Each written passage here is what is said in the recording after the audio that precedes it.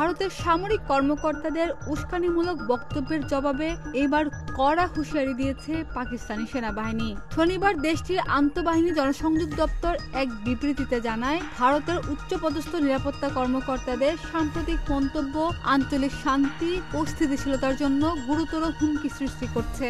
তাদের এসব বক্তব্য শুধু দক্ষিণ এশিয়ার শান্তির পরিবেশকেই বিঘ্নিত করেন না, বরং নতুন করে অযৌক্তিক আগ্রাসন ও সংঘাতের আশঙ্কা তৈরি করবে। বিবৃতিটি আসে ভারতের বিমান বাহিনীর প্রধান অমরপ্রীত সিং এর এক মন্তব্যের পর।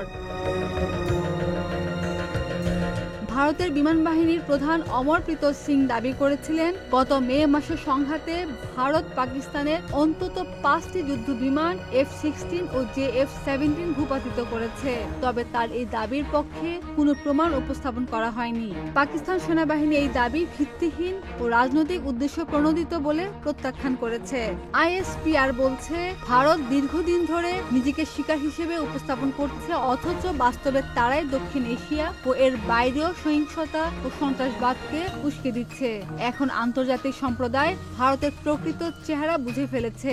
বিবৃতিতে আরো কঠোর সতর্কবার্তা দিয়ে বলা হয়, যদি ভারত পাকিস্তানকে মানচিত্র থেকে মুছে ফেলার কোনো চিন্তা করে, তবে ভারতের মানচিত্র মুছে যাবে।